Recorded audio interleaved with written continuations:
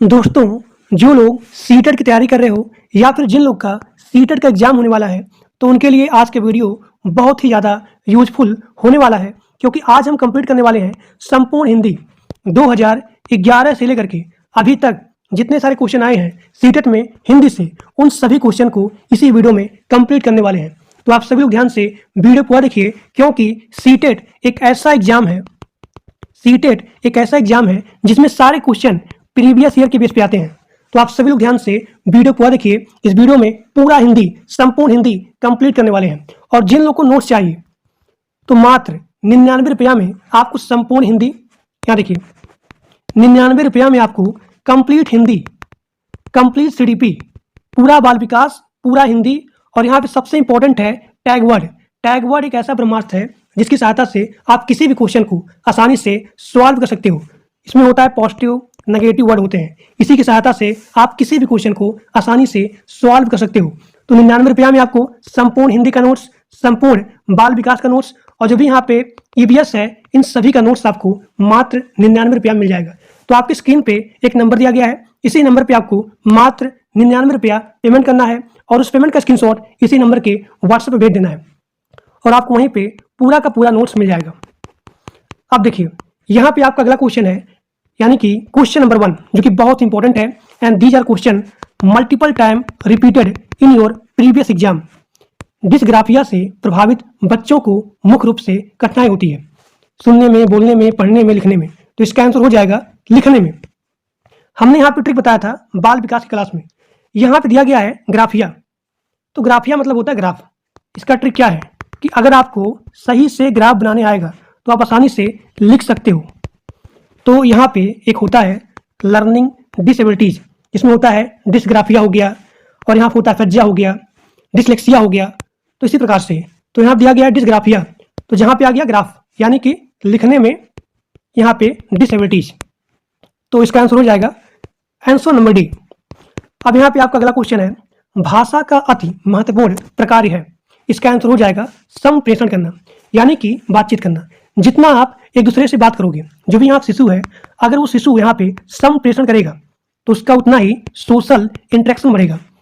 समझने के लिए हमने यहाँ पे एक इमेज भी लगाया है, आप सभी लोग यहाँ पे देख सकते हो। ये सभी लोग आपस में क्या कर रहे हैं, संप्रेषण कर रहे हैं, यानी कि बातचीत कर रहे हैं। तो इसका आंसर हो जाएगा आंसर नंबर सी, संप्रेषण यानी कि बातचीत करना। अब यहाँ पे आपका अगला क्वेश्चन है, क्वेश्चन नंबर 3, बच्चे भाषा सीखने की क्षमता के साथ पैदा होते हैं। यह जो है कथन किसने कहा था या फिर किसका विचार है? तो इसका आंसर हो जाएगा नाओम चोम्स्की।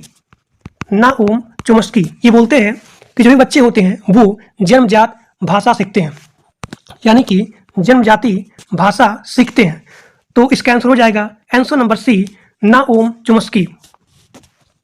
अब यहाँ पे आपका अगला क्वेश्चन है, क्वेश्चन नंबर 4, प्राथमिक स्तर की हिंदी भाषा की पाठ्य पुस्तक आप किसे सर्वाधिक महत्वपूर्ण मानते हैं? इसका आंसर हो जाएगा हिंदी भाषा को विविध रूप देने वाली रचनाएं। हिंदी भाषा को विविध रूप देने वाली रचनाएं, आंसर नंबर डी। एक बार फिर से बोलता हूं, ये क्वेश्चन बहुत इंपॉर्टेंट है और कई बार क्वेश्चन आता है, क्योंकि these are question are multiple time repeated. प्राथमिक स्तर की हिंदी भाषा की पाठ्य पुस्तक आप किसे सर्वाधिक महत्वपूर्ण मानते हैं? तो इसका आंसर हो जाएगा हिंदी भाषा को विविध रूप देने वाली रचनाएं। अब देखिए, यहाँ पे आपका अगला क्वेश्चन है कि प्राथमिक स्तर पर सुनना बोलना कौशल के विकास में कौन सी विधियां अधिक सहायक हैं? अब देखिए, इसका आंसर क्या होगा?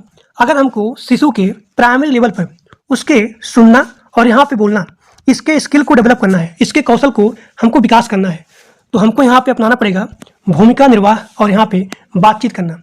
जितना वो बातचीत करेगा, जितना वो संप्रेषण करेगा, तो उतना ही उसका सोशल इंटरेक्शन बढ़ेगा। यानी कि जब वो बातचीत करेगा तो वो जो है सबसे पहले सुनेगा और यहाँ पे बोलेगा, यानी कि उसका जो भी यहाँ पे बातचीत करना है, भूमिका निर्वाह है, यानी कि उसका सुनना बोलना, these are skill has been develop. जब वो सुनेगा बोलेगा, यानी कि संप्रेषण में जैसे वो बातचीत करेगा, यानी कि उसका यहाँ पे सुनना बोलना, ये यहाँ पे कौशल का विकास होगा। अगर वो बातचीत करेगा, अगर वो सोशल इंटरेक्शन करेगा, तभी उसका यहाँ पे सुनना बोलना कौशल का यहाँ पे विकास होगा। कौशल मतलब होता है स्किल, यानी कि संप्रेषण क्या होता है? अगर आप जितना बातचीत करोगे तो बातचीत आप तभी करोगे जब आप सुनोगे और बोलोगे, यानी कि सुनना बोलना इसके कौशल का, इसके स्किल का डेवलपमेंट होना किसमें होगा? बातचीत करने में, संप्रेषण करने में। अगला क्वेश्चन, इनमें से प्राथमिक स्तर पर भाषा शिक्षण का कौन सा उद्देश्य अनिवार्य नहीं है? अब देखिए, जो लोग पढ़े होंगे टैग वर्ड, इसमें क्या होता है? पॉजिटिव सेंस होता है और इसमें नेगेटिव सेंस होता है। अब यहाँ देखिए, क्वेश्चन में बोला गया है नेगेटिव सेंस कि प्राथमिक स्तर पर भाषा शिक्षण का कौन सा उद्देश्य अनिवार्य नहीं है। अब देखिए, अनिवार्य नहीं है यानी कि हमको यहाँ पे जो भी यहाँ पे ऑप्शन दिया गया है उन सभी ऑप्शन में हमको नेगेटिव सेंस देखना है। पहला ऑप्शन, विभिन्न संदर्भों में प्रयुक्त शब्दों के सही अर्थ ग्रहण करना, ये भी यहाँ पे पॉजिटिव है। विभिन्न संदर्भों और स्थितियों में अपनी बात व्यक्त करने की कुशलता का विकास करना, ये भी यहाँ पे पॉजिटिव है। अब देखिए ऑप्शन नंबर डी, मानवीय मूल्यों का विकास करना, ये भी यहाँ पे पॉजिटिव है। लेकिन यहाँ पे ऑप्शन नंबर सी है कि भाषा के अलंकारिक प्रयोग की क्षमता का विकास करना, तो ये यहाँ पे आ गया नेगेटिव सेंस। अलंकारिक प्रयोग, अलंकारिक जो यहाँ शब्द है यही बता रहा है नेगेटिव सेंस, तो इसका आंसर हो जाएगा ऑप्शन नंबर सी, भाषा के अलंकारिक प्रयोग की क्षमता का विकास। एक बार फिर से बोलता हूँ क्वेश्चन को कि इनमें से प्राथमिक स्तर पर भाषा शिक्षण का कौन सा उद्देश्य अनिवार्य नहीं है, तो इसका आंसर हो जाएगा भाषा के अलंकारिक प्रयोग की क्षमता का विकास, ऑप्शन नंबर सी। अब यहाँ पे आपका अगला क्वेश्चन है, क्वेश्चन नंबर 7। रेशमा 1 साल पहले असम से पंजाब आई। वह हिंदी भाषा का प्रयोग करते समय गलती करती है, त्रुटियां करती है। एक शिक्षक के रूप में आप किस स्थान को सही मानोगे? रेशमा को बार बार त्रुटियां बताना, नेगेटिव सेंस, गलत। उसे भाषा के अधिक यानी कि बार बार उसको अवसर देना। उसे रोज 1 घंटा हिंदी भाषा के शब्द बोलने का अभ्यास करना चाहिए, गलत है, ये भी आपका है नेगेटिव सेंस। उसकी मातृभाषा का प्रभाव, उसकी मातृभाषा किसे कहते हैं? जहाँ के आप निवासी हैं उस निवासी क्षेत्र का जो भी भाषा है वो होता है मातृभाषा। अगर आप असम के हैं तो जो भी आपका मातृभाषा है वहाँ हो गया। अगर आप राजस्थान के हैं तो जो भी वहाँ होता है भाषा होता है तो वो हो गया उसका मातृभाषा। तो ऑप्शन नंबर डी यहाँ बोला गया है उसकी मातृभाषा का प्रभाव लक्ष्य भाषा पर नहीं पढ़ने देना चाहिए, तो यहाँ भी आ गया नहीं, यानी कि नेगेटिव सेंस। तो जो लोग टैग वर्ड पढ़े होंगे वो लोग बड़े आसानी से यहाँ पे ऑप्शन को छाट लेंगे कि कौन सा ऑप्शन यहाँ पे पॉजिटिव है, कौन सा यहाँ पे नेगेटिव है। अब देखिए, तो इसका आंसर हो जाएगा ऑप्शन नंबर बी, उसे भाषा प्रयोग के अधिकाधिक अवसर देना चाहिए ताकि वो सीख सके, जो भी यहाँ पे गलतियाँ आ रहे हैं उन गलतियों को यहाँ पे सही कर सके। तो इसका आंसर हो जाएगा ऑप्शन नंबर बी। सभी लोग ध्यान से वीडियो पूरा देखिए क्योंकि सारे क्वेश्चन प्रीवियस ईयर के हैं जो कि बहुत इंपॉर्टेंट है। यही सारे क्वेश्चन आपके हिंदी में आएंगे, एक सिंगल क्वेश्चन क्लास से बाद नहीं आएगा, क्योंकि सीटेट में जितने सारे क्वेश्चन आते हैं वे सभी क्वेश्चन प्रीवियस ईयर के बेस पे होते हैं। और अगर आपको क्वालिफाई होना है तो जितने सारे यहाँ पे PYQ होते हैं यानी कि प्रीवियस ईयर होते हैं उन सभी को सॉल्व करना चाहिए। इसीलिए इस वीडियो में आज हम पूरा का पूरा संपूर्ण हिंदी कंप्लीट करेंगे। देखिए क्वेश्चन नंबर 8, लेखन कुशलता का विकास करने में सबसे महत्वपूर्ण है, सबसे कम महत्वपूर्ण है। एक सेकंड, यहाँ देखिए, लेखन कुशलता का विकास करने में सबसे कम। अब यहाँ पे आपको जो भी ऑप्शन लेना है वो लेना सबसे कम। अब देखिए, प्रतिलिपि हो गया, अधूरी कहानी को पूरा करना नहीं।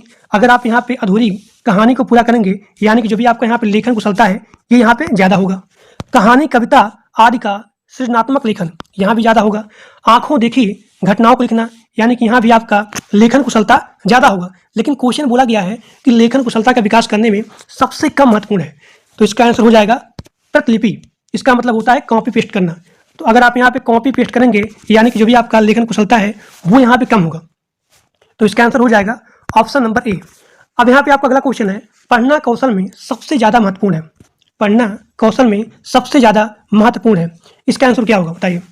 क्वेश्चन नंबर 9, ऑप्शन दिया गया है, शब्दों वाक्यों को शुद्ध रूप से उच्चारित करना, केवल अक्षर पहचानना, तेज गति से पढ़ना, संदर्भ अनुसार अर्थ ग्रहण करना।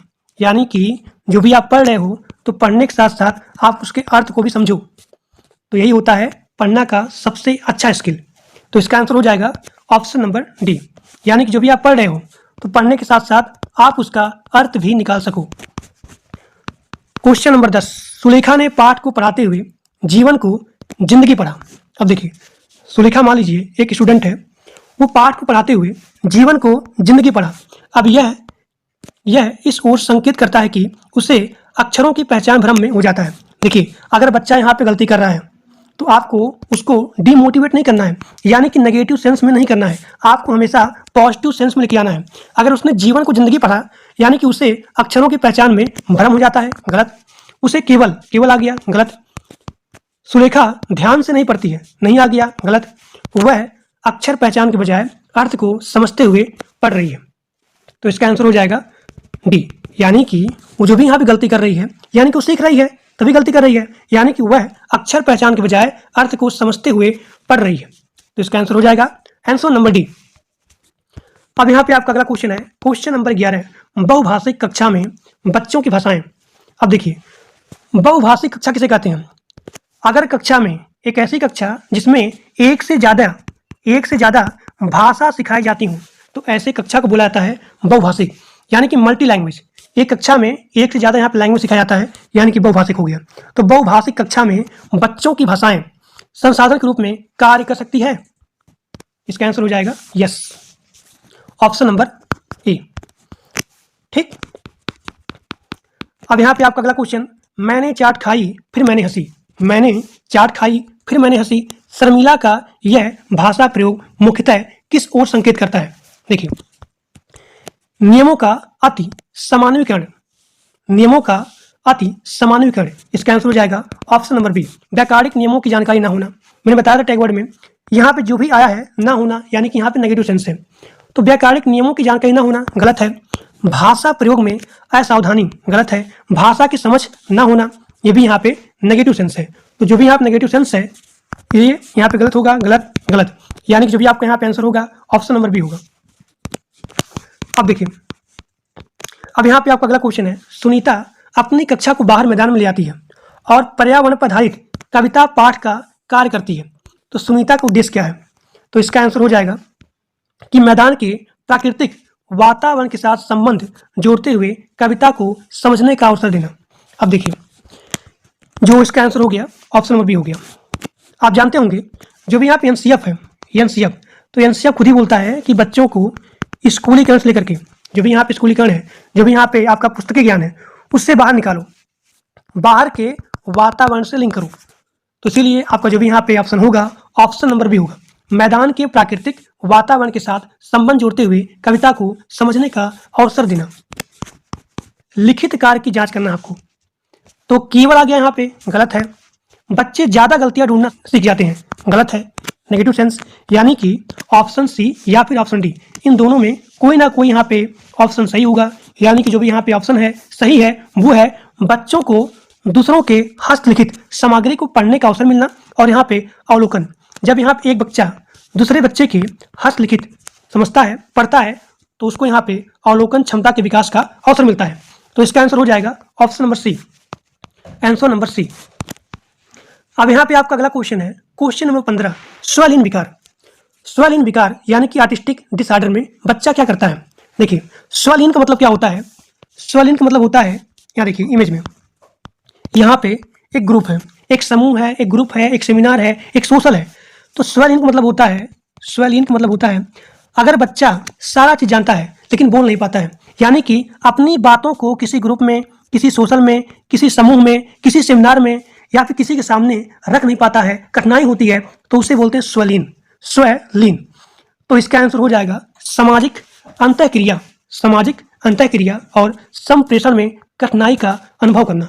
अपनी बातों को किसी ग्रुप में, किसी सेमिनार में, किसी समूह में अपनी बातों को अगर रख नहीं पाता है, कठिनाई होती है, तो उसे बोलते हैं स्वलीन विकार, यानी कि आर्टिस्टिक डिसऑर्डर। अब यहाँ पे आपका अगला क्वेश्चन है, क्वेश्चन नंबर 16, निम्नलिखित में से किस उद्देश्य के लिए प्राथमिक स्तर पर भाषा नहीं सीखी जाती है? देखिए, यहाँ पे आपका क्वेश्चन है नेगेटिव सेंस में, नहीं सीखी जा सकती है। तो क्वेश्चन नंबर 16 है और यहाँ पे ऑप्शन दिया गया है, जीवन की विभिन्न स्थितियों को साधना, भाषा का व्याकरण सीखना, मन की बात कहना सुनना, और यहाँ पे अपनी अनेक जरूरतों को पूरा करना। अब देखिए, यहाँ पे जो भी इसका उद्देश्य है वो है नेगेटिव सेंस में। अब भाषा को आप सीख सकते हो, जीवन की विभिन्न स्थितियों को साधना, ठीक, मन की बात कहना सुनना, ये भी आपका पॉजिटिव है, ये भी आपका पॉजिटिव है, अपनी अनेक जरूरतों को पूरा करना, ये भी आपका पॉजिटिव है। लेकिन व्याकरण में क्या होता है? व्याकरण नियम होता है। व्याकरण किसे कहते हैं? जहां पर नियमों की शुद्धता होती है, जहां पर नियमों की शुद्धता होती है उसे बोलते हैं व्याकरण। तो व्याकरण में नियम होता है, तो यहाँ पे क्वेश्चन नेगेटिव सेंस में है कि निम्नलिखित में से किस उद्देश्य के लिए प्राथमिक स्तर पर भाषा नहीं सीखी जाती है। तो इसका आंसर हो गया भाषा का व्याकरण सीखना। क्वेश्चन का 16 का आंसर हो जाएगा बी, ऑप्शन बी। अब यहाँ पे आपका अगला क्वेश्चन है, बताइए इसका आंसर क्या होगा। हिंदी भाषा के संदर्भ में निम्नलिखित में से कौन सा निबंधात्मक परीक्षाओं का लाभ है। निबंध क्या होता है? निबंध एक डिस्क्रिप्टिव होता है, यानी कि आप निबंध एक डिस्क्रिप्टिव तरीके से लिखते हो। तो हिंदी भाषा के संदर्भ में निम्नलिखित में से कौन सा निबंध परीक्षाओं का लाभ नहीं है? लाभ है। जो भी आपका यहाँ क्वेश्चन है वो है पॉजिटिव सेंस में, परीक्षाओं का लाभ है, निबंधात्मक परीक्षाओं का लाभ है। तो इसका आंसर हो जाएगा इसके द्वारा, यहाँ देखिए जो भी आप शिशु है, इसके द्वारा इस बात का भी पता लगता है कि छात्र किस प्रकार से विचारों को संगठित यानी कि स्टोर करके लिख सकता है, स्टोर करके कलेक्ट करके लिख सकता है, यानी कि इसका आंसर हो जाएगा ऑप्शन नंबर ए। ठीक, अब यहाँ पे आपका अगला क्वेश्चन है, क्वेश्चन नंबर 18 है, शिक्षण की डैश उस विधि को कहते हैं जिसमें सामान्य से विशिष्ट अथवा नियम से उदाहरण। मैंने बताया था कि नियम से अगर आप उदाहरण जा रहे हो तो नियम में आ गया, यानी कि सबसे पहले यहाँ पे नियम बताया जा रहा है, उसके बाद यहाँ पे उदाहरण बताया जा रहा है। तो इसका आंसर हो जाएगा निगमन विधि। निगमन विधि में क्या होता है? सबसे पहले नियम बताया जाता है, उसके बाद उदाहरण बताया जाता है। तो इसका आंसर हो जाएगा ऑप्शन नंबर ए, निगमन विधि। अगर पूछा जाए कि सबसे पहले उदाहरण उसके बाद नियम, तब इसका आंसर होगा आगमन विधि। लेकिन यहाँ पे सबसे पहले है नियम और उसके बाद उदाहरण है, तो इसका आंसर हो जाएगा निगमन विधि। अब यहाँ पे आपका अगला क्वेश्चन है, क्वेश्चन नंबर 19, बहुसांस्कृतिक पृष्ठभूमि वाली भारतीय कक्षाओं में भाषा शिक्षण के लिए आवश्यक है। सबसे जरूरी क्या है? बातचीत करना। जितना उसको संप्रेषण करोगे, बातचीत करने के लिए अवसर दोगे, उतना ही उसका सोशल इंटरेक्शन बढ़ेगा। ठीक, तो इसका आंसर हो जाएगा ऑप्शन नंबर ए, 19 का ए हो जाएगा, परस्पर बातचीत के लिए अनेक अवसरों का निर्माण करना। ठीक, अब यहाँ पे आपका अगला क्वेश्चन है, बताइए इसका आंसर क्या होगा, आप बताइए। क्वेश्चन नंबर 20, माधुरी पढ़ते समय कभी कभी वाक्यों शब्दों की पुनरावृत्ति करती है, यानी कि बार बार पढ़ती है, एक शब्द को बार बार पढ़ेगी, एक वाक्य को बार बार पढ़ेगी। तो इसका मतलब क्या होगा? वह समझ के साथ पढ़ने की कोशिश कर रही है, वह अटक अटक कर पढ़ सकती है, गलत, नेगेटिव सेंस। उसे पढ़ना बिल्कुल नहीं आता है, गलत। वह पढ़ने में ज़्यादा समय लेती है, गलत है। इसका आंसर हो जाएगा वह समझ के साथ पढ़ने की कोशिश कर रही है। मैंने बोला था कि अगर शिशु का, जो भी यहाँ शिशु है, उस शिशु को, जो भी यहाँ पे स्टूडेंट है, उसको आपको यहाँ पे डीमोटिवेट नहीं करना है, उसको हमेशा पॉजिटिव सेंस में लेके आना है। अगर वो यहाँ पे गलती कर रहा है या फिर वाक्यों को पुनरावृत्ति कर रहा है, बार बार बोल रहा है, तो इसका मतलब ये हुआ कि हो सकता है वह जो है समझ के पढ़ रहा है, इसीलिए उसको जो है बार बार बोलेगा वो। जैसे कि मान लीजिए अगर राम लिखा हुआ है, अगर बच्चा यहाँ पे राम पूरा यहाँ बोल नहीं पा रहा है तो बोलेगा र र र र राम, यानी कि वह शब्दों को या फिर वह वाक्यों को समझने के लिए बार बार पुनरावृत्ति करता है। तो इसका आंसर हो जाएगा ऑप्शन नंबर ए, वह समझ के साथ पढ़ने की कोशिश कर रहा है या फिर कर रही है।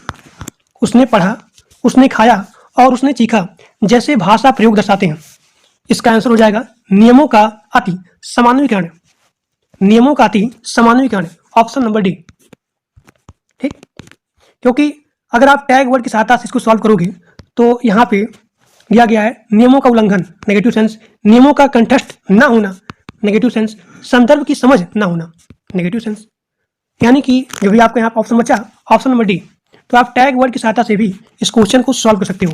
शब्द दीवार शब्दों का समूह है जिसे कक्षा कक्ष की दीवारों पर बड़े आकार के अक्षरों में लिखा अथवा पेंट किया जाता है। आप देखते होंगे जो भी यहाँ पे स्कूल होता है, प्राइमरी स्कूल होता है, तो बड़े बड़े अक्षरों में यहाँ पे पेंट किया होता है कि वह साफ साफ नजर आ सके, साफ साफ नजर आ सके। तो निम्नलिखित में से कौन सा साक्षरता संप्रत्यय या कौशल इस शब्द दीवार के उपयोग से पढ़ाने के लिए सर्वाधिक उपयुक्त है? इसका आंसर हो जाएगा मूल शब्दों को समझना। अगर उसको मूल शब्द ही नहीं पता होगा तो कैसे पढ़ेगा? तो इसका आंसर हो जाएगा ऑप्शन नंबर डी। अब यहाँ पे आपका अगला क्वेश्चन है, क्वेश्चन नंबर 23, विद्यालय आने से पूर्व बच्चों के पास अपनी भाषा संपदा तो होती है। विद्यालय आने से पहले ये बच्चे होते हैं उसके पास, यानी कि विद्यालय आने से पूर्व बच्चों के पास अपनी भाषा संपदा तो होती है, लेकिन डैश की सचेत जानकारी नहीं होती है। बताइए इसका आंसर क्या होगा? तो इसका आंसर होगा, देखिए अगर विद्यालय आने से पहले तो बच्चे के पास जानकारी होगा वर्णमाला का, सुनने बोलने का, पढ़ने लिखने का, लेकिन व्याकरण की जानकारी नहीं होती है। व्याकरण मतलब होता है नियम, नियम, तो उसको नियमों की जानकारी नहीं होती है, इसीलिए वह विद्यालय आता है। तो एक बार मैं फिर से बोलता हूं क्योंकि ये क्वेश्चन बहुत इंपॉर्टेंट है और कई बार रिपीटेड क्वेश्चन है। विद्यालय आने से पूर्व बच्चों के पास अपनी भाषा संपदा तो होती है, लेकिन व्याकरण की जानकारी नहीं होती है। अब यहाँ पे आपका अगला क्वेश्चन है, क्वेश्चन नंबर 24, शिशुओं में भाषा के विकास के संदर्भ में कथन 1 और कथन 2 पर विचार करिए। तो कथन 1 यहाँ बोल रहा है कि शैशवावस्था से बच्चे वाकनली के एक वयस्क मानव की तुलना में जानवर की तरह अधिक होते हैं। कथन नंबर 2, 6 से 12 महीनों के दौरान एक बच्ची तरह तरह के बबलाना और दोहराव वाले बबलाना में संलग्न है। तो इसका आंसर हो जाएगा ऑप्शन नंबर डी। यहाँ पे पहला और दूसरा दोनों सही है, यानी कि शैशवावस्था से बच्चे वाक नली एक वयस्क मानव की तुलना में जानवर की तरह अधिक होती है। और यहाँ पे ऑप्शन नंबर जो डी है वो भी आप सही है कि 6 से 12 महीने के दौरान एक बच्ची तरह तरह की बबलाना, यानी कि वह जो बबलाती है और यहाँ पे दोहराव करती है, यानी कि यहाँ पे आपका जो भी आंसर है ऑप्शन नंबर डी हो जाएगा। दोनों कथन सही है। अब यहाँ पे आपका अगला क्वेश्चन है जो कि बहुत इंपॉर्टेंट है और बहुत ही हाई लेवल क्वेश्चन है, यानी कि देखने में बहुत ही कठिन, लेकिन अगर आप सॉल्व करेंगे तो बहुत ही सही है, बहुत ही ईजी है। तो क्वेश्चन नंबर 25 बोल रहा है कि समूहवाद विवाद में भाग लेने वाले भाषा शिक्षक एक शर्त रखता है कि समूह में 4 विद्यार्थी कनिष्ठ वर्ग से तथा एक विद्यार्थी वरिष्ठ वर्ग, यानी कि एक जूनियर होगा और एक यहाँ सीनियर होगा। तो आवश्यकता पड़ने पर जो भी यहाँ सीनियर है वो सिखाएगा जूनियर को, यानी कि मान लीजिए एक ग्रुप है, उस ग्रुप में एक सीनियर है और एक जूनियर है। अगर जूनियर यहाँ पे कोई भी थोड़ा सा एरर करता है, इशू आता है, तो जो भी यहाँ सीनियर है वो सीनियर जूनियर को यहाँ पे हेल्प करेगा, हिंट देगा। तो यहाँ पे है कि कनिष्ठों की सहायता कर सके। तो देखिए समूह निर्माण का यह विचार किसके सिद्धांत पर आधारित है? तो इसका आंसर हो जाएगा वाइगोत्स्की। ये बोलते हैं कि अगर यहाँ पे जो भी जूनियर है, जो भी आप सीनियर है, तो सीनियर यहाँ पे थोड़ा सा हिंट देगा, पूरा नहीं बताएगा, थोड़ा सा हिंट देगा, इशारा देगा। तो अगर आपके क्वेश्चन में आ जाए सहायता करना, इशारा देना, देखिए सहायता करना, हेल्प करना, सहायता देना, इशारा करना आ गया, ठीक, तो इसका आंसर हो जाएगा, इसका जो सिद्धांत है वो यहाँ पे आधारित होगा वाइगोत्स्की के अनुसार, वाइगोत्स्की के सिद्धांत पे। अब यहाँ पे आपका अगला क्वेश्चन है, क्वेश्चन नंबर 26, हिंदी विषय के मूल्यांकन हेतु वस्तुनिष्ठ प्रश्न, यानी कि एमसीक्यू क्वेश्चन पद्धति की आवश्यकता का मुख्य कारण है। इसका आंसर क्या होगा? छात्रों को अंक देना सरल, छात्रों को अंक देना सरल तथा अधिक विश्वसनीय है। तो इसका आंसर हो जाएगा ऑप्शन नंबर ए, यानी कि अभी आप जो भी सीटेट का एग्जाम दोगे वो यहाँ पे बेस होगा OMR, यानी कि ऑब्जेक्टिव के बिहाफ पे, यानी कि यहाँ पे 4 ऑप्शन दिए रहेंगे। जिस प्रकार से आपके सामने यहाँ पे क्वेश्चन है, 4 यहाँ पे ऑप्शन है, तो इसे बोलते हैं वस्तुनिष्ठ, ठीक। तो हिंदी विषय के मूल्यांकन हेतु वस्तुनिष्ठ प्रश्न पद्धति की आवश्यकता का मुख्य कारण है कि छात्रों को अंक देना सरल है तथा अधिक विश्वसनीय होता है, ऑप्शन नंबर ए। अब यहाँ पे आपका अगला क्वेश्चन है, क्वेश्चन नंबर 27, शिक्षक कक्षा में उदाहरण प्रस्तुत करता है, फिर समान लक्षण वाले अंशों के कार्य एवं गुण निकलवाता है, उसके बाद उसका अभ्यास करता है, शिक्षक द्वारा अपनाई गई विधि कहलाती है। बताइए इसका आंसर क्या होगा? क्वेश्चन नंबर 27, इसका आंसर होगा प्रयोग विधि। प्रयोग विधि में क्या होता है? पहले आप उसका एग्जाम्पल दोगे, फिर उसके ऊपर काम करोगे, उसका रिजल्ट क्या आया, यानी कि सबसे पहले आप उसके ऊपर काम करोगे, यानी कि प्रैक्टिकल करोगे, तो उसे बोलते हैं प्रयोग विधि। तो इसका आंसर हो जाएगा 27 का बी। आगमन क्या होता है? आगमन में सबसे पहले उदाहरण बताया जाता है, उसके बाद नियम। अब यहाँ पे आपका अगला क्वेश्चन है, क्वेश्चन नंबर 28, हिंदी भाषा की पाठ्य पुस्तक में लोकगीतों को शामिल करने का कौन सा उद्देश्य सबसे कम है? लोकगीतों की रसानुभूति, और यहाँ पे लोकगीतों के माध्यम से भारत की सांस्कृतिक विशेषताओं से परिचित कराना, फिर यहाँ पे लोकगीतों की भाषिक विशेषताओं से परिचित होने का अवसर मुहैया कराना। अब बताइए इसका आंसर क्या होगा? तो इसका आंसर होगा लोकगीतों से संबंध राज्यों की जानकारी देना। तो ये यहाँ पे नेगेटिव सेंस में होगा, यानी कि इसका आंसर हो जाएगा option number 1, option number A. अब यहाँ पे आपका अगला क्वेश्चन है, क्वेश्चन नंबर 29, भाषा की प्रकृति के संबंध में कौन सा कथन उचित नहीं है? अब देखिए यहाँ भी आपको उचित नहीं है बोला गया है, नेगेटिव सेंस लेना है। तो यहाँ पे भाषा की कठोरता से व्याकरणिक नियमों का, मैंने बताया था कि व्याकरण में क्या होता है, नियम होता है। भाषा क्या होता है? भाषा एक दूसरे के संनिग्ध में फूली फलती है। भाषा की सहायता से आप अपनी बातों को रख पाते हो। भाषा एक नियमबद्ध व्यवस्था है, ये भी पॉजिटिव है, ये भी पॉजिटिव है। भाषा का जितना अधिक प्रयोग किया जाएगा उतना ही अधिक पकड़ आपकी मजबूत होगी, तो ये भी आपका पॉजिटिव सेंस है। लेकिन क्वेश्चन बोला गया है नहीं, यानी कि नेगेटिव सेंस। तो नेगेटिव सेंस होगा कि भाषा कठोरता से व्याकरणिक नियमों का अनुसरण करती है। जहाँ पे आ गया व्याकरण, तो व्याकरण क्या होता है? नियम होता है, यानी कि इसका आंसर हो जाएगा ऑप्शन नंबर 1। यहाँ देखिए, ये यहाँ पे सही होगा। अब यहाँ देखिए क्वेश्चन नंबर 30, प्राथमिक स्तर पर आप कहानियों कविताओं में किस पक्ष को सबसे ज़्यादा महत्वपूर्ण मानते हैं? बताइए इसका आंसर क्या होगा? इसका आंसर हो जाएगा कहानियों व कविताओं का व्याकरणिक नियमों की जानकारी की दृष्टि से समृद्ध होना। Option number B, option number B. अब यहाँ पे आपका अगला क्वेश्चन है क्वेश्चन नंबर 31, जिन बच्चों को पढ़ने में कठिनाई होती है तो वो जो है प्रभावित होते हैं डिसलेक्सिया से। पढ़ने में बोला गया है। ट्रिक देखिए, एक यहाँ बच्चा है और वह जो है साबुन लक्ष्य को लक्ष्य नहीं बोल रहा है, लुक बोल रहा है। यानी कि इसका ट्रिक हो गया कि अगर यहाँ पे डिसलेक्सिया आएगा यानी कि पढ़ने में दिक्कत होगा बच्चे को, तो पढ़ने में कठिनाई यानी कि डिसलेक्सिया। अगर पूछा जाए लिखने में तो डिसग्राफिया। अगर पूछा जाए आकलन करने में यानी कि मापदंड करने में गणितीय विकार, तो होगा डिसकैलकुलिया। यहाँ पे आपका ट्रिक होगा कैलकुलेटर, यानी कि यहाँ पे आपका हो गया गणितीय विकार। डिसलेक्सिया यानी कि पढ़ने में, तो यहाँ पे होगा पठन विकार। डिसग्राफिया यानी कि लेखन विकार। अफेजिया यानी कि संप्रेषण यानी कि बातचीत के लिए। क्वेश्चन नंबर 32, विद्यालय की पाठचर्या सहगामी क्रियाएं ऐसी हों जो बच्चों को अवसर प्रदान करें। क्वेश्चन नंबर 32, इसका आंसर हो जाएगा भाषा प्रयोग। जितना वह जो है भाषा का प्रयोग करेगा उतना ही उसका सोशल इंटरेक्शन बढ़ेगा, सोशल इंटरेक्शन बढ़ेगा, यानी कि सुनेगा, बोलेगा, पढ़ेगा, लिखेगा। समूह प्रस्तुति के दौरान यदि किसी विद्यार्थी के द्वारा अनुचित व्यवहार किया जाता है तो अध्यापक को क्या करना चाहिए? देखिए, आपको हैंडल करना है। मान लीजिए आप टीचर हो और अगर यहाँ विद्यार्थी आपसे अनुचित व्यवहार करता है तो उसको आप डांटोगे नहीं, बोलोगे नहीं, ना ही किसी प्रिंसिपल से शिकायत करोगे और ना ही उसके गार्जियन से शिकायत करोगे, आपको खुद ही हैंडल करना है। तो यहाँ पे ऑप्शन दिया गया है समूची कक्षा के सामने उस पर चिल्लाना, गलत। उससे सभी के सामने बात करना, गलत। उसे कुछ नहीं कहेंगे, ये भी गलत है।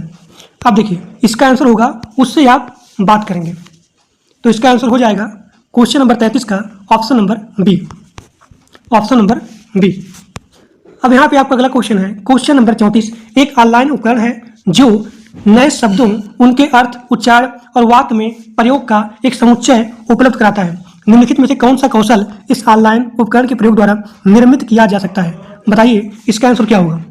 तो इसका आंसर होगा कहानी में घटनाओं के बारे में अनुमान लगाना। कहानी में घटनाओं के बारे में अनुमान लगाना, तो इसका आंसर हो जाएगा ऑप्शन नंबर सी। जिन लोग को नोट्स चाहिए तो 99 रुपया में आप कंप्लीट नोट्स ले सकते हो, कंप्लीट हिंदी का, कंप्लीट सीडीपी का।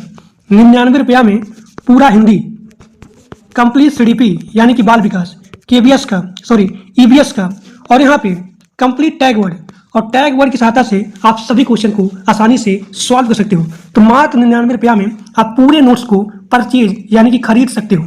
आपके स्क्रीन पे एक नंबर दिया गया है, इसी नंबर पे आपको पेमेंट करना है और उस पेमेंट का स्क्रीनशॉट इसी नंबर के व्हाट्सएप पे भेजना है। अब यहाँ पे आपका अगला क्वेश्चन दिया गया है question number 35। Question number 35, Jharkhand के एक गाँव में रहने वाली एक शिक्षार्थी अपनी मातृभाषा और हिंदी जानती है। देखिए, मातृभाषा जानती है और यहाँ पे हिंदी जानती है, जो उसके घर और आस पड़ोस में बोली जाती है। वह विद्यालय में अंग्रेजी सीखती है। कौन सी भाषाएं भाषा अर्जन के, यानी कि भाषा अर्जन के, और कौन सी भाषाएं भाषा के अधिगम के अंतर्गत आती है? अब देखिए यहाँ पे आपको समझना है, यहाँ पे दिया गया अर्जन, तो अर्जन का मतलब होता है कि जो भाषा मातृभाषा हो, यानी कि जो भाषा आप जानते हो, जो भाषा आप घर पे सीखते हो। यहाँ देखिए मैं ऐसे बोलता हूँ अर्जन, यानी कि जो भाषा आपका मातृभाषा हो, तो इसका मातृभाषा हो गया। और जो भाषा ये खुद जानता है यानी कि घर सीखता है, तो उसे बोलते हैं अर्जन। और जो भी यहाँ पे अधिगम होता है, अधिगम, तो अधिगम विद्यालय में सीखा जाता है, यानी कि आप घर से वो भाषा सीख नहीं सकते हो। तो अधिगम में आप बाहर यानी कि विद्यालय में सीखते हो, तो उसे बोलते हैं अधिगम। तो झारखंड के एक गांव में रहने वाली एक शिक्षार्थी अपनी मातृभाषा, अब देखिए अर्जन में आ गया इसका मातृभाषा और यहाँ पे हिंदी आ गया, और अधिगम में आ गया अंग्रेजी। अब यहाँ पे ऑप्शन दिया गया है मातृभाषा और हिंदी भाषा अर्जन के अंतर्गत आती है। सही बात है, मातृभाषा और हिंदी ये दोनों आ गया अर्जन के। ऑप्शन 1 सही है। अंग्रेजी भाषा अधिगम के अंतर्गत आती है। सही बात है, क्योंकि अंग्रेजी भाषा आप सीखने जा रहे हो विद्यालय, तो ये भी आपका सही है। हिंदी भाषा अधिगम के अंतर्गत आती है। देखिए, हिंदी भाषा अधिगम के अंतर्गत नहीं आ रही है, अर्जन से आ रही है, ये आपका गलत है। तीनों भाषाएं यानी कि मातृभाषा, हिंदी, अंग्रेजी, ये बोला है अर्जन के अंतर्गत है, तो ये भी आपका गलत है। यानी कि पहला और दूसरा आपका सही है, पहला और दूसरा आपका सही है। Option number A, option number A, पहला और दूसरा आपका सही है। क्वेश्चन नंबर 35 का हो गया ए। अब यहाँ पे आपका अगला क्वेश्चन है क्वेश्चन नंबर 36। हिंदी भाषा के प्रश्न पत्रों के अंतर्गत चयन प्रकार के सभी प्रश्न गैस प्रकार के प्रश्न ही होते हैं। बताइए इसका आंसर क्या होगा? तो इसका आंसर हो जाएगा वस्तुनिष्ठ, यानी कि MCQ बेस्ड। तो इसका आंसर हो जाएगा option number A. Question number 37। मौखिक अभिव्यक्ति में स्वाभाविकता बनाए रखने में, मौखिक अभिव्यक्ति में स्वाभाविकता बनाए रखने के अंतर्गत निम्नलिखित में से कौन सा सर्वाधिक महत्वपूर्ण है? अब बताइए क्वेश्चन नंबर 37 का कौन सा ऑप्शन सही है? बताइए, जो लोग लाइव देख रहे हैं वो लोग बताएंगे इसका कौन सा ऑप्शन सही है। देखिए, मौखिक अभिव्यक्ति में आपका हो जाएगा सरल और यहाँ पे सहज भाषा का प्रयोग। क्वेश्चन नंबर 37 का बी, सरल और यहाँ पे सहज भाषा का प्रयोग। अब यहाँ पे आपका अगला क्वेश्चन है क्वेश्चन नंबर 38। नाटक शिक्षण में सतत और व्यापक मूल्यांकन के लिए निम्नलिखित में से कौन सा सर्वाधिक महत्वपूर्ण है? अब देखिए, नाटक शिक्षण में क्या लिखित परीक्षा होता है? गलत। नाटक शिक्षण में क्या मुख्य संवादों को सुंदर रूप से लिखना होता है? गलत। पात्रों का चरित्र चित्रण लिखना होता है? गलत। तो इसका आंसर हो जाएगा पढ़े गए नाटक का मंचन होता है। अब यहाँ पे आपका अगला क्वेश्चन है क्वेश्चन नंबर 39। हिंदी भाषा शिक्षण में उपचारात्मक शिक्षण यानी कि सबसे अच्छा शिक्षण की विधि कौन सी नहीं है? कौन सी नहीं है, ये आपको ध्यान देना है कि जो भी क्वेश्चन है वो किस सेंस में बात कर रहा है, पॉजिटिव कर रहा है या फिर नेगेटिव कर रहा है। तो हिंदी भाषा शिक्षण में उपचारात्मक शिक्षण की विधि नहीं है। तो अगर मान लीजिए किसी बच्चे को कोई प्रॉब्लम होती है, समझ नहीं आता है, ये बच्चा कमजोर है, क्या उसके लिए हमको व्यायाम करना चाहिए? गलत। तो इसका आंसर हो जाएगा ऑप्शन नंबर बी, 2। क्योंकि उपचारात्मक शिक्षण में क्या होता है, आप अतिरिक्त कक्षाएं लगा सकते हो, गोष्ठियां कर सकते हो या फिर विशिष्ट अभ्यास कर सकते हो, लेकिन अगर उसको नहीं आ रहा है तो आप उसको व्यायाम नहीं कराओगे। इसीलिए इसका आंसर हो जाएगा ऑप्शन बी। अब यहाँ पे आपका अगला क्वेश्चन है क्वेश्चन नंबर 40। Question number 40। मातृभाषा आधारित बहुभाषावाद यानी कि जहाँ पे मल्टी लैंग्वेज होती है किसकी अनुशंसा करता है? अब देखिए, सभी बच्चों की विद्यालय शिक्षा की शुरुआत अंग्रेजी माध्यम और घर की भाषा में होनी चाहिए। गलत है। मातृभाषा का मतलब क्या होता है? जो आपका खुद का भाषा होता है, जो मतलब जहाँ पे आप रहते हो, तो वो जो भाषा होता है उसे बोलते हैं मातृभाषा। यानी कि जो आप घर पे सीखते हो, जो आप अपने क्षेत्र में सीखते हो, जो भी आपका नेटिव लैंग्वेज होता है उसे बोलते हैं मातृभाषा। तो सभी बच्चों की विद्यालय शिक्षा की शुरुआत अंग्रेजी माध्यम से या फिर घर की भाषा में होनी चाहिए। तो यहाँ पे आ गया अंग्रेजी माध्यम, यानी कि गलत। यहाँ पे हो गया नेगेटिव सेंस। सभी बच्चे अपनी प्रथम भाषा के रूप में हिंदी का अध्ययन करते हैं। अब ऐसा नहीं है कि मेरा मातृभाषा केवल हिंदी होती है, गलत है। सभी बच्चों की विद्यालय शिक्षा उनकी मातृभाषा के आधार पर या घर की भाषा में शुरू होनी चाहिए जहाँ की वो हैं। ठीक, तो इसका आंसर हो जाएगा ऑप्शन नंबर सी, 40 का ऑप्शन नंबर सी हो जाएगा। अब देखिए, यहाँ पे अगला क्वेश्चन है क्वेश्चन नंबर 41। पाठ्य सामग्री बोधगम्यता के संदर्भ में निम्नलिखित में से कौन सा गलत कथन है? अब यहाँ पे दो टर्म है, एक है स्कीमिंग और एक है स्कैनिंग। तो स्कीमिंग क्या होता है और यहाँ पे स्कैनिंग क्या होता है? तो स्कैमिंग में जो बच्चे होते हैं वो पढ़ते हैं गहराई के रूप में, यानी कि अगर आप पठन कर रहे हो बहुत ही गहराई, बहुत ही डीप में, तो उसे बोलते हैं स्कीमिंग। और जब यहाँ बोला जाए स्कैनिंग, तो स्कैनिंग क्या होता है? सरसरी तौर पे पढ़ा जाता है। तो इसका आंसर हो जाएगा 41 का डी, ऑप्शन नंबर डी। तो ये आपका हो गया 41 का ऑप्शन नंबर डी। एक बार फिर से बोलता हूँ, कई बार क्वेश्चन आता है कि स्कीमिंग क्या होता है और स्कैनिंग में क्या होता है। तो स्कैनिंग में सरसरी तौर पर पढ़ा जाता है और स्कैनिंग क्या होता है? गहराई के रूप में पढ़ा जाता है। स्कैमिंग में हमेशा गहराई के रूप में पढ़ा जाता है, जबकि स्कैनिंग में सरसरी तौर पर पढ़ा जाता है। तो 41 का आंसर हो जाएगा ऑप्शन नंबर डी। अगला क्वेश्चन, जब बच्चे अपने आसपास के परिवेश की वस्तुएं, घटनाओं और अवधारणाओं के बारे में पूछना आरंभ कर देते हैं, तो भाषा का कौन सा प्राकार्य अधिक प्रयोग में लाया जाता है? बताइए। यहाँ पे ऑप्शन दिया गया है सूचनात्मक, खोजबीनपरक, फिर यहाँ पे कल्पनाशीलता, फिर यहाँ पे नियंत्रक। बताइए इसका आंसर कौन सा सही होगा? क्वेश्चन नंबर 42 का कौन सा ऑप्शन सही है? तो इसका आंसर हो जाएगा खोजबीनपरक। क्यों? क्योंकि जब बच्चे अपने आसपास के परिवेश की वस्तुएं, घटनाओं और अवधारणा यानी कि कॉन्सेप्ट के बारे में पूछते हैं, यानी कि वो खोजबीन कर रहे हैं, तो ऑप्शन नंबर 2 यहाँ पे सही हो जाएगा। अब यहाँ पे आपका अगला क्वेश्चन है, क्वेश्चन नंबर 44। निम्नलिखित में से कौन सा कौशल समझ के साथ पठन का लक्षण नहीं है? समझ के साथ पठन का लक्षण नहीं है, बताइए। घटनाओं और विचारों के क्रम का संयोजन और आकलन, अब तक पढ़ी गई सामग्री का मानसिक रूप से सारांशीकरण करना, अक्षरों और वर्णमाला पर आधारित ध्यान केंद्रित करना, और यहाँ पे ऑप्शन नंबर 4 है विषय वस्तु से आगे का अनुमान लगाना। तो इसका आंसर हो जाएगा क्वेश्चन नंबर 44 का सी, अक्षरों और वर्णमाला पर ध्यान केंद्रित करना। ठीक। क्वेश्चन नंबर 45, निम्नलिखित में से कौन सा द्वितीय भाषा शिक्षण के व्याकरण अनुवाद विधि का गुणधर्म नहीं है? यानी कि नेगेटिव सेंस में क्वेश्चन बोल रहा है। तो यहाँ पे ऑप्शन दिया गया है द्वितीय भाषा में सीधे ही संप्रेषण करना, यानी कि डायरेक्ट संप्रेषण करना, उसके बाद दो भाषाओं के व्याकरण के नियमों का तुलना करना। तो इसका आंसर हो जाएगा ऑप्शन नंबर 1। लेकिन अगर आप बाय यूजिंग टैग वर्ड, आप टैग वर्ड की सहायता से अगर आप इसके क्वेश्चन को सॉल्व करना चाहो तब भी आप सॉल्व कर सकते हो। यहाँ पर क्वेश्चन बोल रहा है नेगेटिव सेंस से, तो मान लीजिए हमने यहाँ पढ़ा दूसरा ऑप्शन, भाषा के प्रकारों के स्थान पर नियमों पर अधिक जोर देना, यानी कि यहाँ पे पॉजिटिव सेंस के बारे में बोला जा रहा है। ठीक। प्रथम और द्वितीय भाषा के व्याकरणिक नियमों की तुलना करना, ये भी यहाँ पे पॉजिटिव सेंस। द्वितीय भाषा के व्याकरण के नियमों का अधिगम और यहाँ पे अभ्यास, तो यहाँ भी पॉजिटिव सेंस है, यानी कि ऑप्शन 2, 3, 4 यहाँ तीनों में पॉजिटिव सेंस बोला जा रहा है। लेकिन जब यहाँ क्वेश्चन बोल रहा है आपको निकालना है नेगेटिव सेंस में, तो इसका आंसर हो जाएगा ऑप्शन नंबर 1, द्वितीय भाषा में सीधे ही संप्रेषण करना और उसके बाद दो भाषाओं के व्याकरण के नियमों की तुलना करना। अब यहाँ पे आपका अगला क्वेश्चन है, क्वेश्चन नंबर 46। एक अध्यापक ने अपने विद्यार्थियों से कहा कि वे इस बात पर विमर्श करें कि उन्होंने उसके द्वारा दिए गए अनुभवजनित प्रश्न का उत्तर किस प्रकार दिया जाए। आपको यहाँ पर नोट करना है अनुभवजनित, यानी कि वह जो है अनुभव से, अपने अनुभव से प्रश्नों का उत्तर दे रहा है। तो यह किसका उदाहरण है? तो इसका आंसर हो जाएगा अधिसंज्ञान, ऑप्शन नंबर 3 अधिसंज्ञान। अधिसंज्ञान क्या होता है कि इसमें अपने अनुभव से प्रश्नों का उत्तर देता है। ठीक। अब यहाँ पे आपका अगला क्वेश्चन है, क्वेश्चन नंबर 47। कथावाचन एक ऐसी गतिविधि होती है जिसका कक्षा में बहुतायत में प्रयोग होना चाहिए, क्योंकि अध्यापक को दूसरे अकादमिक कार्य करने के लिए आवश्यक समय मिल जाता है।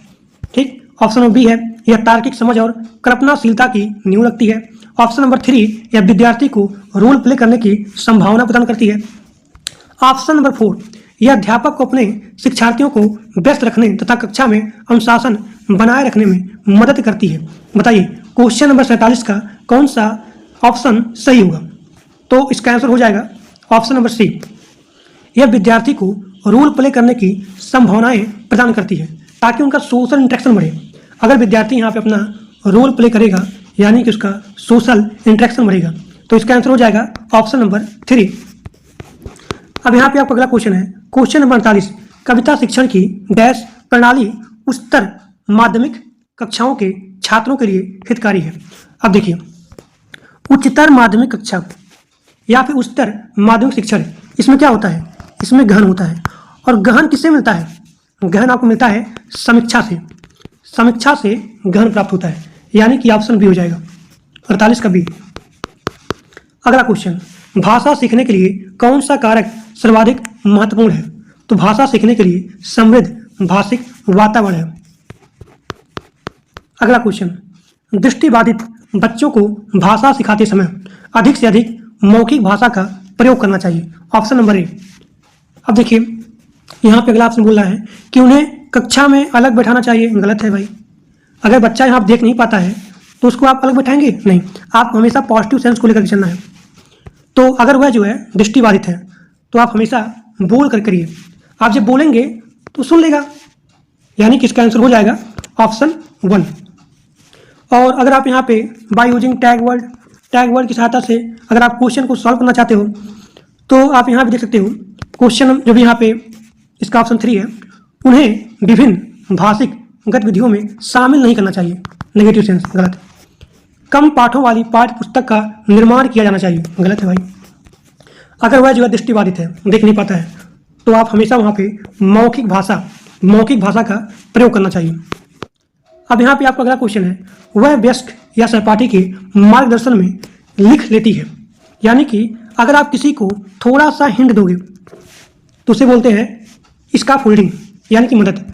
और अगर पूछा जाए किसके सिद्धांत के बेस पर आधारित है, यानी कि किसी को हिंट देना, किसी को हेल्प करना, किसी को इशारा करना, किसी को संकेत देना, तो हमने बताया था आपको वाइगोत्स्की का सिद्धांत। ये बोलते हैं हमेशा संकेत के बारे में कि बच्चे को थोड़ा सा संकेत दे दो, सहायता कर दो, हिंट कर दो, लेकिन पूरा मत बताओ, ठीक। तो इसका आंसर हो जाएगा ऑप्शन बी। अब यहाँ पे आपका अगला क्वेश्चन है, भाषा अर्जन केवल तभी घटित होता है जब। तो भाषा अर्जन क्या होता है? भाषा अर्जन में स्वतः होता है, आप खुद सीखते हो, आप घर पे सीखते हो। यानी कि भाषा अर्जन जैसे कि आपका हो गया मातृभाषा। भाषा अर्जन का मतलब होता है परिवेश, एक्सपोजर। तो इसका आंसर हो जाएगा भाषा अर्जन केवल तभी घटित होता है जब बच्चों को भाषा का परिवेश यानी कि एक्सपोजर दिया जाए, ऑप्शन 1। अब यहाँ पे आपका अगला क्वेश्चन है, निम्नलिखित में से कौन सा कथन पाठ्य पुस्तक के बारे में सही है? अब देखिए ऑप्शन नंबर 1, पाठ्य पुस्तक का स्थान कोई दूसरा नहीं ले सकता है, नेगेटिव सेंस गलत। पाठ्य पुस्तक का अध्यापक और विद्यार्थियों के लिए एकमात्र साधन है, नेगेटिव सेंस गलत। अब देखिए यह पाठ्य चर्चा में उल्लिखित उद्देश्यों को प्राप्त करने में सहायता प्रदान करती है। ये सत्र के लिए शैक्षिक गतिविधियों की योजना है। बताइए इसका आंसर क्या होगा? इसका आंसर हो जाएगा यह पाठ्य चर्चा में उल्लिखित उद्देश्यों को प्राप्त करने में सहायता प्रदान करती है, ऑप्शन नंबर 3। अब यहाँ पे आपका अगला क्वेश्चन है, क्वेश्चन नंबर 54। आप कक्षा 5 के अध्यापक हैं, आपने विद्यार्थियों को पाठ्य सामग्री अच्छी तरह से पढ़ने के लिए कहा है। उसके बाद आप संदर्भ और प्रसंग को ध्यान में रखते हुए प्रश्नों के उत्तर देने के लिए कहते हैं। इस प्रक्रिया के द्वारा आप विद्यार्थियों को किस तरह पठन के लिए प्रोत्साहित कर रहे हो? बताओ। अगर वह जो है संदर्भ और यहाँ पे प्रसंग दोनों पे ध्यान देना है, तब यहाँ क्या होगा? तब यहाँ होगा गहन। अगर आप गहन से डीप से पढ़ेंगे तो आप संदर्भ और यहाँ पे प्रसंग दोनों पे ध्यान दे पाएंगे, यानी कि वह विद्यार्थी को गहन पठन पर प्रोत्साहित कर रहा है। अगला क्वेश्चन नंबर 55। किसी पाठ्य सामग्री से विशिष्ट सूचना निकालने के उद्देश्य से गहन पूर्वक या गहराई से उस पाठ्य सामग्री को पढ़ने का कौशल डैशबोर्ड है। बताइए इसका आंसर क्या होगा? इसका आंसर हो जाएगा स्थानीय। Question number 56। आप हिंदी के अध्यापक हैं और आपकी नियुक्ति पंजाब के किसी प्राइमरी स्कूल में जाती है, यानी कि आप हिंदी के टीचर हैं और आपकी नियुक्ति होती है पंजाब के प्राइमरी स्कूल में। चूंकि आप स्थायी भाषा नहीं जानते हैं, जहाँ पे आपकी नियुक्ति हुई है, आप वहाँ के मातृभाषा के बारे में, वहाँ के लैंग्वेज के बारे में नहीं जानते हैं, तो आपको क्या करना चाहिए? बताइए। आप वहाँ के मातृभाषा नहीं जानते हैं, नेटिव लैंग्वेज नहीं जानते हैं, तो आपको क्या करना चाहिए? बताइए। आप सभी लोग सामने यहाँ पे ऑप्शन दिया गया है, देखिए इसका आंसर हो जाएगा ऑप्शन 3, बच्चों की भाषा को एक संसाधन के रूप में प्रयोग करना। यानी कि बच्चों की भाषा को एक संसाधन के रूप में प्रयोग करना चाहिए और शिक्षण आरंभ करना चाहिए, ठीक। अब यहाँ पे आपका अगला क्वेश्चन है, क्वेश्चन नंबर 57। व्याकरण पढ़ाने का निगमनात्मक उपागम अनुशंसा करता है, तो हमें सबसे पहले क्या स्टार्ट करना चाहिए, क्या शुरुआत करना चाहिए? देखिए निगमनात्मक में क्या होता है? सबसे पहले नियम होता है, उसके बाद उदाहरण होता है। तो हमें सबसे पहले नियम प्रस्तुत करना चाहिए, ऑप्शन नंबर सी। तथ्यों से कहीं आगे जाकर के अनुमान लगाने का तरीका क्या है? इसका आंसर हो जाएगा पाठ्य सामग्री का विस्तार, एक्स्ट्रापोलेशन, पाठ्य सामग्री का विस्तार। Question number 59। कक्षा में मातृभाषा को स्थान न देना किस विधि की विशेषता है? इसका आंसर हो जाएगा डायरेक्ट विधि। डायरेक्ट विधि। अगला क्वेश्चन, व्याकरण शिक्षा के संदर्भ में कौन सा कथन सही है? इसका आंसर हो जाएगा बच्चे परिवेश में उपलब्ध भाषिक प्रयोग के आधार पर स्वयं की भाषा के नियम बनाने की क्षमता रखते हैं। ठीक, ऑप्शन 3। अगला क्वेश्चन, भाषा की पाठ्य पुस्तक में ऐसे पाठ रखे जाएं जो, अब बताइए इसका आंसर कौन सा होगा? क्वेश्चन नंबर 61 बताइए। देखिए, भाषा की पाठ्य पुस्तक में ऐसे पाठ रखे जाएं जो बच्चों के परिवेश से जुड़े हों, बच्चों के परिवेश से जुड़े हों। जब शिक्षार्थी पहली बार विद्यालय आते हैं उन्हें अपनी मातृभाषा की भरपूर नॉलेज होती है। अध्यापक अंग्रेजी या किसी अन्य भाषा की कक्षा में शिक्षार्थियों की मातृभाषा का इस्तेमाल कैसे कर सकते हैं? बताइए इसका आंसर क्या होगा? क्वेश्चन नंबर 62 का आंसर क्या होगा? तो इसका आंसर हो जाएगा ऑप्शन नंबर 3। अगर आप इसका टैग वर्ड देखेंगे, by using tag word you can easily solve this question. Option 1 बोल रहा है अध्यापक कक्षा की समान भाषा से पढ़ाना आरंभ करें, समान भाषा से, फिर शिक्षार्थी को अपनी भाषा का इस्तेमाल करने दें। गलत है। अध्यापक को केवल आ गया, गलत है। अध्यापक को वही भाषा बोलना चाहिए जिसे अपने शिक्षार्थियों को पढ़ाना है, गलत है। ये भी यहाँ पे नेगेटिव सेंस है, क्योंकि जो भी बच्चा होता है उस बच्चे को उसके मातृभाषा में पढ़ाना चाहिए। तो इसका आंसर हो जाएगा ऑप्शन 3, अध्यापक बच्चों को उनकी इच्छा अनुसार भाषा का इस्तेमाल करने की अनुमति दे और वह स्वयं भी समान भाषा बोल सकता है। तो क्वेश्चन 62 का हो जाएगा ऑप्शन 3। अगला क्वेश्चन, वाइगोत्स्की के अनुसार जो बच्चे डैश का व्यापक उपयोग करते हैं वे अन्य बच्चों की तुलना में जटिल कार्यों को अधिक प्रभावी ढंग से सीखते हैं। इसका आंसर हो जाएगा सी, यानी कि निजी भाषण। अब यहाँ पे आपका अगला क्वेश्चन है, कक्षा में कुछ बच्चे गलत वर्तनी का प्रयोग करते हुए गलत लिखते हैं। अब देखिए, हम लोग जब छोटे थे तो बहुत सारे टीचर क्या करते थे, जैसे हम लोग लिखेंगे गलत तो तुरंत वो लोग गोला मारेंगे। तो गोला नहीं मारना चाहिए। यहाँ देखिए ऑप्शन दिया गया है, शब्दों को 10 बार सही तरीके से लिखने के लिए बोलेंगे। कि मान लो अगर हमको मान लीजिए अगर यहाँ शिशु है, शिशु, अगर उसको राम बोला जाए लिखने के लिए, वो राम को काम लिखता है, तो पहले के टीचर या फिर अब भी बोलते हैं कि तुम बार बार राम लिखो, राम राम राम राम राम। तो ऐसा नहीं करना चाहिए। तो इसीलिए ऑप्शन 2 यहाँ पे गलत है। बच्चों को उनकी त्रुटियों का एहसास कराएंगे, गलत, नेगेटिव सेंस। गलत वर्तनी वाले शब्दों पर लाल स्याही से घेरा या फिर क्रॉस लगाएंगे, गलत। ऐसा आपको नहीं करना है। इसका आंसर हो जाएगा ऑप्शन 1। इसे एक सहज और स्वाभाविक प्रक्रिया मानते हुए कक्षा में प्रिंट समृद्ध का निर्माण करेंगे। ठीक, अगला क्वेश्चन नंबर 65 बताइए, संप्रेषणात्मक भाषा शिक्षण के संबंध में कथन 1 और कथन 2 पर विचार करिए। शिक्षक की भूमिका सामान्यतः वाचन के लिए मॉडल होने के बजाय एक संसाधक मॉनिटर की है, सही है। ठीक, कथन 2 बोल रहा है शिक्षार्थियों को सीखने के व्यक्तिवादी उपागम के आधार पर कक्षा की गतिविधियों में भाग लेना पड़ता है। बताइए इसका आंसर क्या होगा? सही है। कथन 1 और कथन 2 दोनों सही है। अगला क्वेश्चन नंबर 66, राष्ट्रीय शिक्षा नीति 2020 शास्त्रीय भाषाओं के अध्ययन की अनुशंसा किस रूप में करती है? किस रूप में करेगी? इसका आंसर हो जाएगा 1, विद्यालयी शिक्षा के मिडिल और माध्यमिक चरण के दौरान अतिरिक्त विकल्प के रूप में। ठीक, अगला क्वेश्चन, रजनी पहली कक्षा में पढ़ती है, वह मुझे खेलना बहुत पसंद है, मैं घर आई आदि वाक्यों का प्रयोग करती है। अब देखिए, यानी कि रजनी यहाँ पे गलत बोल रही है या फिर गलत वाक्यों का प्रयोग कर रही है।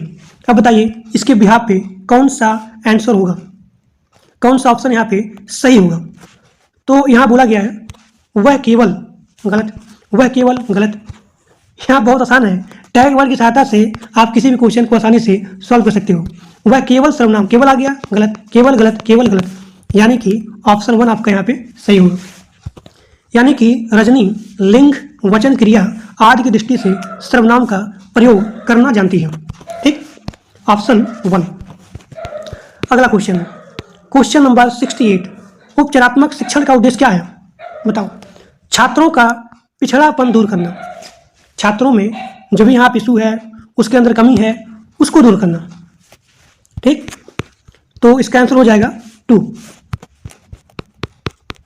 अगला क्वेश्चन, दृश्य श्रव्य यानी कि देख भी रहे हो और सुन भी रहे हो, तो यह कथन किसका है? तो क्रो एवं क्रो का है। ऑप्शन 2। क्वेश्चन नंबर 70, बच्चों में लेखन की कौशल की समझ का विकास किया जा सकता है कहानी बोलकर, श्यामपट पर लिखवाकर, निबंध लिखवाकर, यानी कि इसका आंसर हो जाएगा ऑप्शन डी, ऑप्शन 4। ठीक, अगला क्वेश्चन, राधिका अक्सर लड़का को लका, कमाई होने लगी को कमाई होगी, लिखना जैसी गलतियां करती है, तो यह जो है किसका संकेत है? यानी कि लड़का को लका बोलेगी और कमाई होने लगी को लिखती है कमाई, कमाई होगी, यानी कि उसने यहाँ पे होनी यहाँ पे कैंसिल कर दिया। अब यह जो किसका संकेत है? राधिका ध्यान से नहीं लिखती है, नेगेटिव सेंस गलत, उसके लेखन के स्तर में सुधार की आवश्यकता है, गलत। मैंने बोला था कि अगर यहाँ पे विद्यार्थी कोई भी गलती करेगा तो आपको उसको डिमोटिवेट नहीं करना है, आपको हमेशा पॉजिटिव सेंस में ले करके चलना है। राधिका को मात्राओं का ज्ञान नहीं है, गलत। तो इसका आंसर हो जाएगा ऑप्शन डी, राधिका के विचारों की तेज गति के साथ उसकी लेखनी नहीं चल पाती है, तो इसका आंसर हो जाएगा 4। अगला क्वेश्चन, ये सारे क्वेश्चन बहुत इंपॉर्टेंट है और जो लोग पूरा क्लास देखेंगे मैं आपको गारंटी देता हूं कि हिंदी से एक सिंगल क्वेश्चन क्लास से बाहर नहीं आएगा। 2011 से लेकर के अभी तक जितने क्वेश्चन आए हैं उन सभी क्वेश्चन को हम इसमें कंप्लीट करने वाले हैं। द्विभाषता और स्लैश उपलब्धियों का गहरा सकारात्मक संबंध पाया जाता है, बताइए। इसका आंसर हो जाएगा विद्युत। ठीक, आंसर नंबर सी।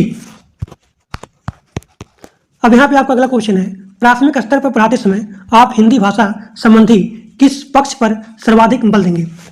अगर आप प्राइमरी लेवल पर पढ़ा रहे हो हिंदी तो आपको किस पे फोकस ज़्यादा करना है? इसका आंसर हो जाएगा भाषा प्रयोग पर, भाषा प्रयोग पर। अगला क्वेश्चन, मौखिक भाषा का आकलन स्लैश पर सर्वाधिक बल देता है, बताइए। इसका आंसर क्या होगा? तो विचारों की क्रमबद्धता। अगर यहाँ पे हमको मौखिक भाषा में आकलन करना है तो क्रमबद्धता होना चाहिए, क्रमबद्धता होना चाहिए विचारों की। ठीक, अगला क्वेश्चन, हम भाषा के माध्यम से स्लैश और स्लैश भी कर सकते हैं, बताइए। हम भाषा के माध्यम से सोच भी सकते हैं और महसूस भी कर सकते हैं, यानी कि आंसर नंबर 1 सही है। अगला क्वेश्चन, हिंदी भाषा सिखाने का दायरा इतना बड़ा होना चाहिए कि उससे नाता ना टूटे, बताइए। इसका आंसर क्या होगा? भाषा प्रयोग से, भाषा प्रयोग से। अगला क्वेश्चन, प्राथमिक स्तर पर भाषा सीखने सिखाने में बाल साहित्य मदद करता है क्योंकि, बताइए। इसका आंसर क्या होगा? क्वेश्चन नंबर 77 का आंसर क्या होगा? प्राथमिक स्तर पर भाषा सीखने सिखाने में बाल साहित्य का मदद करता है क्योंकि वह भाषा की रंगतें प्रस्तुत करता है। ये क्वेश्चन बहुत इंपॉर्टेंट है और कई बार क्वेश्चन रिपीट हुआ है। बहुत लोग इसका आंसर मानते हैं ऑप्शन सी, लेकिन गलत है। इसका आंसर होगा ऑप्शन डी, वह भाषा की रंगतें प्रस्तुत करता है। ठीक, अगला क्वेश्चन, बताइए। इस क्वेश्चन का आंसर क्या होगा? कक्षा 1 में लिखना कहाँ से प्रारंभ होता है? चित्र बनाने से, ऑप्शन नंबर सी। अगला क्वेश्चन 79, बताइए। इसका आंसर क्या होगा? भाषा कौशलों के बारे में आप किस विचार से सहमत हैं? तो ये एक दूसरे से अंतः संबंधित होते हैं। अगला क्वेश्चन, पाठ्य पुस्तकों में रचनाएं एक वातावरण निर्मित करती हैं और अभ्यास उन्हें स्लैश उनसे गहराई से स्लैश और व्यापक अनुभव स्तर से स्लैश का मौका देती है, बताइए। यहाँ पे ऑप्शन दिया गया है जानने, परखने और जुड़ने। परखने, जुड़ने, यहाँ पे जुड़ने नहीं है, परखने जुझने हैं। जानने, यहाँ देखिए ऑप्शन सी जो है जानने जुड़ाने है ना, यहाँ पे मिस टाइप है, यहाँ पे आपको सही करना है जुझने, जुझने। यहाँ भी जुझने आ गया, ये गलत, ये गलत।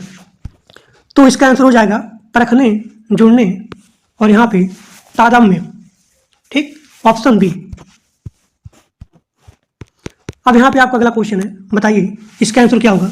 प्राथमिक स्तर की पाठ्य पुस्तक में दिए गए प्रश्नों को ध्यान से पढ़िए। अगर तुम पापा की जगह होती तो ठेला कहाँ लगाती? बताइए, ऐसा तुमने क्यों तय किया? यह प्रश्न किससे जुड़ा हुआ है? परिवार की जानकारी से, विभिन्न व्यवसाय से या फिर अनुभवों की अभिव्यक्ति से या फिर चिंतन क्षमता के विस्तार से? इसका आंसर हो जाएगा चिंतन क्षमता के विस्तार से। क्वेश्चन नंबर 81 का आंसर हो जाएगा डी। अगला क्वेश्चन बताइए, इस क्वेश्चन का आंसर क्या होगा? हिंदी भाषा का आकलन करते समय आप किस बिंदु को सर्वाधिक महत्व देंगे? इसका आंसर हो जाएगा सहज अभिव्यक्ति। अगला क्वेश्चन, प्राथमिक स्तर पर पढ़ाना सिखाने की शुरुआत करने के लिए आप किस सामग्री सर्वाधिक को महत्व देंगे? बताइए इसका आंसर क्या होगा? तो अगर आप उसको रोचक कहानी सुनाएंगे तब। Answer number 1। अगला क्वेश्चन, सलमा पहली कक्षा में पढ़ती है, वह किताब शब्द को कतब पढ़ती है, लिखती है। सलमा पहली कक्षा में पढ़ती है और वह जो है किताब शब्द को कतब लिखती है। तो सलमा का लिखने का तरीका दर्शाता है, बताइए, लापरवाही, अज्ञानता, स्ववर्तनी या फिर नियंत्रित लेखन? बताइए इसका आंसर क्या होगा?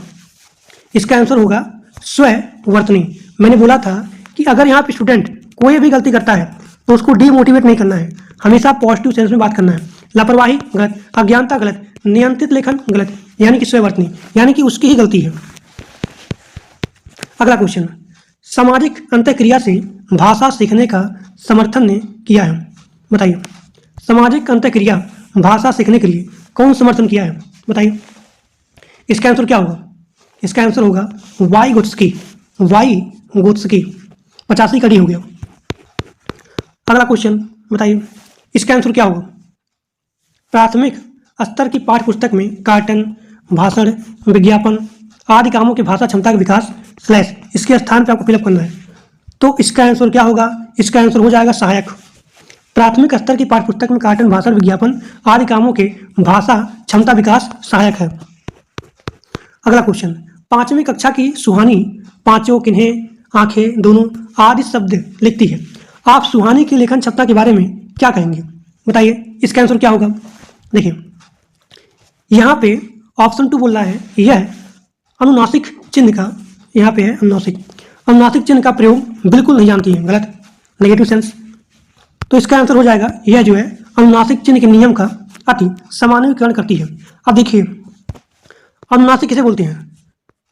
जो नाक से बोलता है और मुंह से बोलता है। तो इसका आंसर हो जाएगा ऑप्शन 1। अगला क्वेश्चन, विद्यालय में भाषा शिक्षण के लिए कोई कार्यक्रम शुरू करते समय सबसे महत्वपूर्ण है? बताइए इसका आंसर क्या होगा? तो इसका आंसर हो जाएगा सी। ठीक। अगला क्वेश्चन, कई बार बच्चे जब स्कूल आते हैं तो यह भाषाओं को और बोलने की लैस होती है, समझने, पढ़ने, लिखने, रटने। बताइए तो इसका आंसर हो जाएगा समझने की। जब समझेगा तभी पढ़ेगा तभी बोलेगा। ठीक।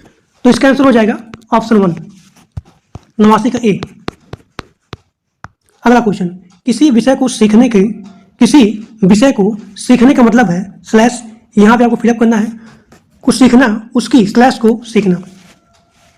तो इसका आंसर हो जाएगा अवधारणा और यहाँ पे विषय वस्तु, यानी कि अगर आपको किसी सब्जेक्ट को सीखना है तो कम से कम उसकी बेसिक नॉलेज और उसका विषय वस्तु होना चाहिए, यानी कि उसका जो भी यहाँ पे कॉन्सेप्ट है वो आपको पता होना चाहिए। अवधारणा मतलब होता है कॉन्सेप्ट। तो इसका आंसर हो जाएगा बी। अगला क्वेश्चन 91, प्राथमिक स्तर पर बच्चों की भाषा का आकलन करने का उद्देश्य है। यहाँ करने हैं, गलत है, आकलन करने का उद्देश्य है। बताइए प्राथमिक स्तर पर बच्चों की भाषा आकलन करने का उद्देश्य क्या होता है? इसका आंसर हो जाएगा सी, उसके भाषा प्रयोग की क्षमता का आकलन करना, उसके भाषा प्रयोग की क्षमता का आकलन करना।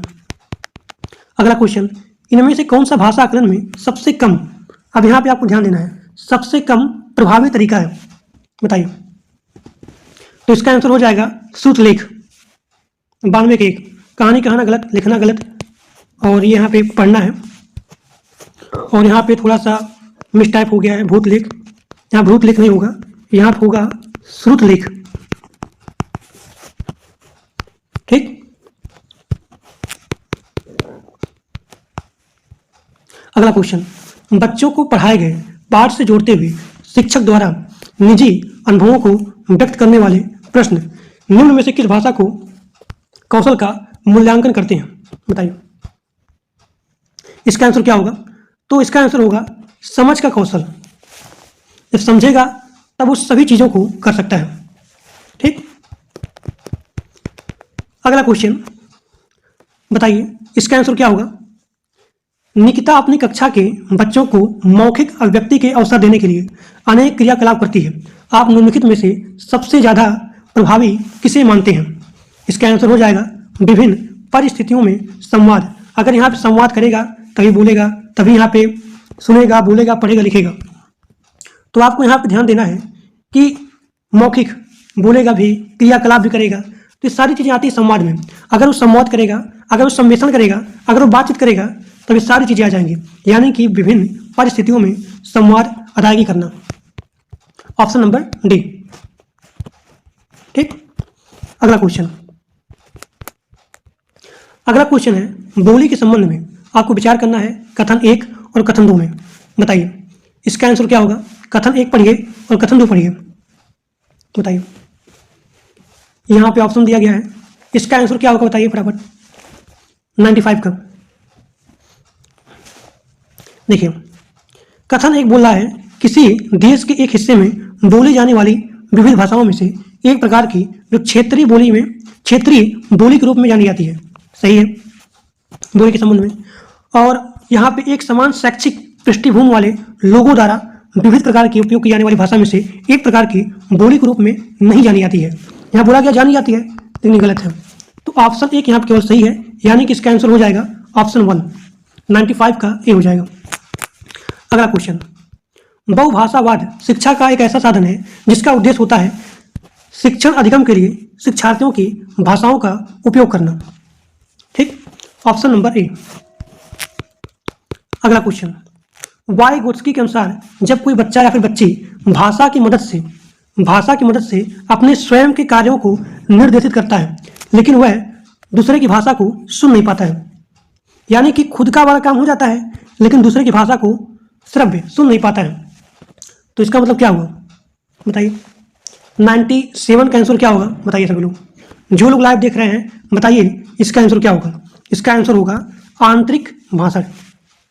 अगर वह जो है खुद में प्रॉब्लम होता, स्वयं में प्रॉब्लम होता, तो आप लगाते निजी, लेकिन दूसरों के लिए श्रव्य नहीं है, यानी कि आंतरिक भाषण, मन में ही बोलना। अगला क्वेश्चन, इनमें से कौन से बहुभाषावाद के लाभ हो सकते हैं? बताइए। आप सभी लोग के सामने यहाँ पे ऑप्शन दिया गया है, बहुभाषावाद यानी कि मल्टी लैंग्वेज। तो बताइए इसका लाभ हो सकते हैं, कौन सा ऑप्शन यहाँ सही है? जो लोग लाइव देख रहे हैं बताएंगे इसका ऑप्शन कौन सा सही है। समृद्ध शब्दावली और प्रभावशाली भाषण, और दूसरा है अन्य सांस्कृतिक के प्रति सहिष्णुता और सम्मान, और तीसरा है सीमित रोजगार के अवसर, और यहाँ चौथा है प्राभाषिक जागरूकता। तो इसका आंसर हो जाएगा 1, 2, 4, यानी कि पहला सही है, दूसरा सही है और यहाँ पे चौथा सही है। रोजगार के बारे में बात ही नहीं होगा। अब यहाँ पे आपका अगला क्वेश्चन है कि आकलन की प्रक्रिया में केवल बच्चे क्षमताओं का आकलन नहीं होता है, बल्कि शिक्षक की शिक्षण प्रक्रिया का भी आकलन होता है।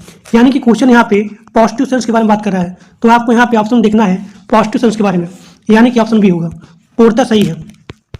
अगला क्वेश्चन, रीमा ने तीसरी कक्षा में पढ़ने वाली रितिका की भाषा क्षमता, भाषा निष्पादन संबंधी क्रमिक प्रगति का ब्यौरा उनके, अब देखिए अगर आप विद्यार्थी के, अगर आप स्टूडेंट के पूरा ब्यौरा एक डॉक्यूमेंट में लिखते हैं कि उसकी गलती क्या है, उसकी प्रगति क्या है, तो उसे बोलते हैं पोर्टफोलियो, एक फाइल बना करके लिखना। तो ऑप्शन सी हो जाएगा 3। अगला क्वेश्चन आपका है पहली कक्षा में डैश भी लिखना के अंतर्गत आता है, तो इसका आंसर हो जाएगा चित्र बनाना। पहली कक्षा में सबसे पहले चित्र बनाना। अगला क्वेश्चन, भाषा अर्जन क्षमता किसके साथ संबंधित है, तो इसका आंसर हो जाएगा चॉम्स्की। अगला क्वेश्चन, प्राथमिक स्तर पर भाषा सीखने में भाषा संबंधी कौन सा संसाधन सर्वाधिक महत्वपूर्ण होता है? बताइए। इसका आंसर हो जाएगा बाल साहित्य। एक बार फिर से बोलता हूं क्योंकि ये क्वेश्चन कई बार आए हुए हैं। प्राथमिक स्तर पर भाषा सीखने में भाषा संबंधी कौन सा संसाधन सर्वाधिक महत्वपूर्ण है। तो बाल साहित्य। अगला क्वेश्चन, बच्चों अपनी मातृभाषा का प्रयोग करते हुए हिंदी भाषा की कक्षा में अपनी बात कहते हैं, यह बात है, बताइए। इसका आंसर हो जाएगा स्वाभाविक, क्योंकि वो जो है अपनी बात कहते हैं, स्वाभाविक। अगला क्वेश्चन, भाषाई क्षमता के बारे में कौन सा कथन उचित नहीं है? आपको यहाँ ध्यान देना है, उचित नहीं है, नेगेटिव सेंस। तो इसका आंसर हो जाएगा भाषाई क्षमता एक क्रम से सीखी जाती है, सही बात है। अगला क्वेश्चन, राष्ट्रीय पाठचर्या रूपरेखा 2005 के अनुसार पठन कौशल है, तो पठन कौशल मतलब कि आपको समझ के साथ पढ़ना है, ऑप्शन सी। अगला क्वेश्चन, संप्रेषण की कुशलता बढ़ती है अंतःक्रिया से। अब यहाँ पे आपका अगला क्वेश्चन है, कौन सा प्रश्न कक्षा में बहुभाषिकता को पोषित करता है? अच्छी लगने वाली महक को क्या कहेंगे? गलत। बुरी लगने वाली महक को क्या कहेंगे? गलत। तुम्हारे घर में किस किस की महक आती है? तो इसका आंसर हो जाएगा फूलों के नाम पे अपनी भाषा में लिखो। तो इसका जो भी ज़्यादा पॉजिटिव सेंस है वो है पहला, फूलों के नाम पे अपनी भाषा में अगर आप लिखेंगे, जब आप अपनी भाषा में लिखेंगे यानी कि आप जो है अपने शब्दों में अपनी भाषा को चयन कर पाओगे अगर आप अपनी भाषा में लिखेंगे, ठीक। तो इसीलिए इसका आंसर हो जाएगा ऑप्शन ए। अगला क्वेश्चन, और this is the last question, इस कहानी में पहाड़ी घाटी शब्दों का इस्तेमाल हुआ है। पहाड़ी इलाकों से जुड़े हुए और शब्द सोचकर लिखो। यह अभ्यास प्रश्न है संदर्भ में व्याकरण, ठीक। तो ये आपका पूरा संपूर्ण हिंदी सीटेट का जो कि संपूर्ण हिंदी है, जो कि बहुत इंपॉर्टेंट है, तो यह यहाँ पे कंप्लीट होता है, खत्म होता है। और इसका पूरा यहाँ पे आंसर की नीचे दिया गया है, देखिए इसका पूरा यहाँ पे आंसर की नीचे दिया गया है। आप 99 रुपया में पूरा नोट्स परचेज कर सकते हो। 99 रुपया में आपको कंप्लीट CDP, यहाँ देखिए 99 रुपया में आपको पूरा CDP, पूरा टैग वर्ड जो कि बहुत इंपॉर्टेंट होता है, और पूरा कंप्लीट EVS का नोट्स और संपूर्ण हिंदी का नोट्स मिल जाएगा मात्र 99 रुपया में। तो आपके स्क्रीन पे नंबर दिया गया है, इसी नंबर पे आपको मात्र 99 रुपये पेमेंट करना है और उस पेमेंट का स्क्रीनशॉट इसी नंबर के व्हाट्सएप भेज देना है। आपको वहीं पे पूरा का पूरा नोट्स मिल जाएगा। तो आज के लिए बस इतना ही, और जो लोग चैनल पे नए हों वो लोग प्लीज़ सब्सक्राइब कर दीजिए, और जो लोग मेरे व्हाट्सएप ग्रुप में और टेलीग्राम ग्रुप में नहीं ज्वाइन हो तो इसी वीडियो के डिस्क्रिप्शन बॉक्स में लिंक दिया गया है, आप सभी लोग जाकर के ग्रुप को ज्वाइन कर लीजिए। तो आज के लिए बस इतना ही, थैंक यू।